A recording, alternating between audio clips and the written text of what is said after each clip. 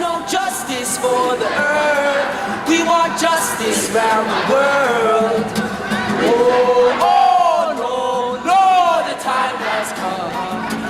This time is here for the youth. One of the other questions that I had for you was, how have the police been, I mean, you've been here pretty well from the get-go. How have the police been? Has there been any sort of interference from the police, or are they just sort of watching as things go by, or is there even a big police presence here?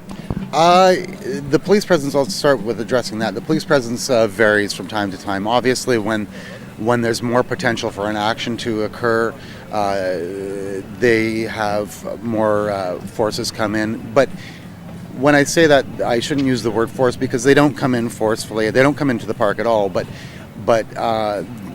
we at this stage really see them as protecting us as much as protecting anyone else. Right. They've been exceptionally cordial. We do have police liaisons that try and communicate with them as much as possible to find, so that they can know what our needs are and we can know what their needs are. Okay. Because with the exception of, say, them interfering with an action, they're our allies as much as anybody else. They are part of the 99%, and they've been exceptionally cordial up to this point. Now, I got another question, and that is, I'm not sure if I mentioned this, but did I mention Michael Corrin? No. No. Yeah. Michael Corrin, as I was telling you earlier, is a talk show host in Toronto. He also has his own show on Sun TV. He used to be on some of the local radio stations here. Now, he on one of his, he has this thing he calls In the Arena. And he was on there, and he was basically saying that a lot of the protesters here don't know what they're protesting about. They're just a bunch of dumb hippies that are sleeping in tents, taking over the park. And I just wanted you to sort of touch on that. How does that make you feel to hear that? Well, mainstream media, it certainly doesn't make me feel one way or the other. Mainstream media is what mainstream media always will be. They come in with a pre-written story to get, whether it's positive or negative. There's very little investigative journalism that's going on, and primarily it's about having a story.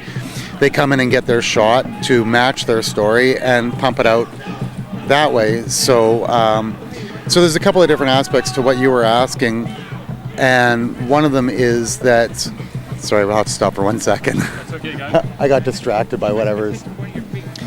Okay, dirty hippies, one sort of angle. Well, if you The exact phrase was dumb hippies. Oh, dumb hippies. Wow, you couldn't. There are definitely uneducated people here, but there's equally, if not more, people who are educated. And in terms of what people know about why they're here to protest, I think almost everybody knows what brought them to the table. They may not know how to articulate it necessarily, but they all know that they've suffered from the oppression of race, sex, preferences, a million different political beliefs. There's so many different issues here, but the one thing that unites us is that we're all humans and we're all going to work through this together. Okay. I want to take the time to thank you for giving us Yeah, no problem. interview. My name is Matt Zenin, covering the rally against the clash of class.